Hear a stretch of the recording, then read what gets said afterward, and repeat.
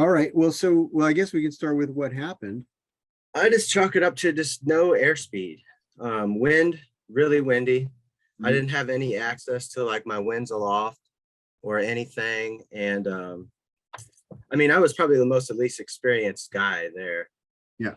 And I don't know. So I'm coming in, and all of a sudden it just got really, really slow, almost like to a dead stop, and then just elevator straight down. Thermal. And I had a bad habit of picking my feet up Mhm. and just jamming it and then lifting me back up. And I tried to do that and I skipped on my butt. Didn't work. Okay, got it. Yeah. Compression fractures. Yeah. So it sounds like you caught a thermal. Yeah. And I was pretty close to the tarmac. I'm following in some guys that are pretty loaded up, they're cruising right along, but Sure. Yeah. I was not. Yeah. When you're loaded more, you definitely you spend less time in any given parcel of the sky. So there's that part of it. You zip through the bad air quickly. The other part is obviously you've got greater pressurization in the airfoil, greater airspeed to work with.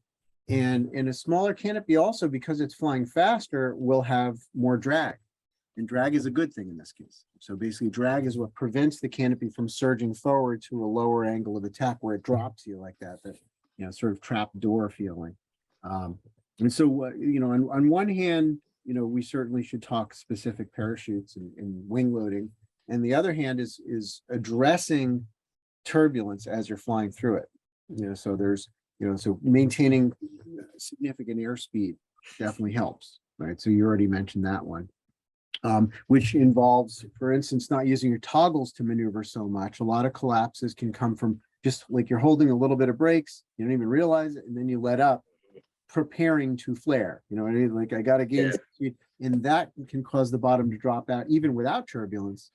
But then when you add turbulence to the equation, it really can be much more severe.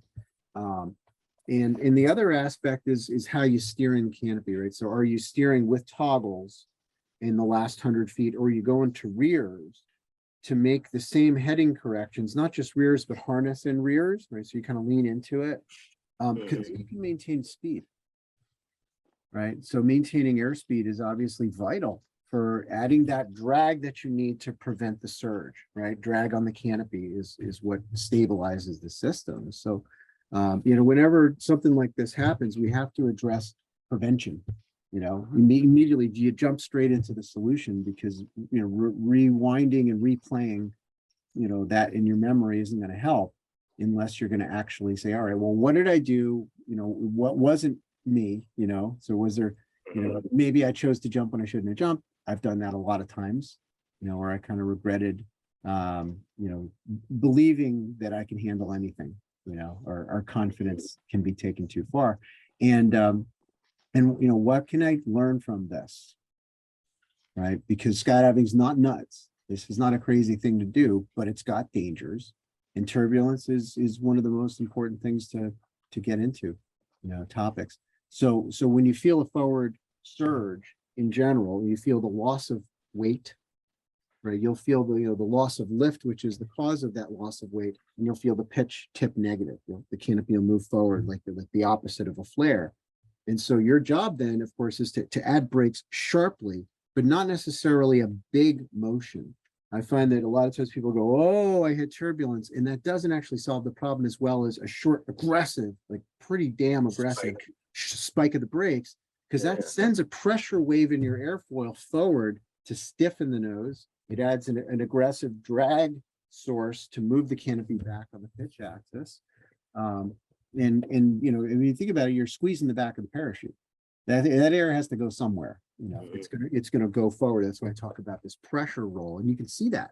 You're just flying along. You just add brakes real sharply as opposed to sort of smoothly, and you'll see the difference. So that's huge, and obviously keeping your feet underneath your body is a habit that everybody has to work on. If you've done even one tandem, they're like, you lift your feet up, and that's helpful in a tandem, but it's not helpful in a solo. So we have to undo some of that training, and it's left over. It can last for quite a while, where you get a habit of letting your feet swing in front of you every time you flare, and if you're exposing your ass. So Yeah. sweeping your feet back as you add the brakes down, the hands stay back here ideally, not in front of you, because that's going to help to throw your feet in front of you. If you push forward with the flare, it pushes your upper body back, and then you end up with your feet swinging out in front, and you Get your ass banged. so make that a habit. Hanging harness is awesome. It's such a great drill. I'm a fan of training that actually creates habits through repetition. And so I would say at this point, if you were to just rig up a chin-up bar in your house or something like that, strengthening muscle groups to prevent injury is important. Yeah. The muscle protects bone. We know that's true. So yeah, keep getting yourself if you got a rig, hang up whenever you possibly can. And I'm sure you've seen what I do, where you got like bungee cord toggles, so you have Yeah, I've watched those. feeling Yeah. of that, and then there's somebody to pull you on a lanyard. When you flare, they pull your hips forward, and there's a technique to it, to doing it at the right time. You really got to watch their hands, and if they add any brakes, they just pull a little bit. If you add a lot of brakes or sharp brakes, you pull a lot and really get them out in front, and then you can get used to leaning forward properly, and that will become your instinct. Because if you're going to hit the ground, you don't have much time to think about assuming the right body position. So it has to be built into your instincts. The repetition. You can see more when you're forward like this. I never see birds flying like this. They're always like that, right? That's how we fly. Good. I like this music. All right, thank you, Joshua. You're welcome. And while the people are watching, bye. Do it, but you just practice it to the point where it's a no-brainer.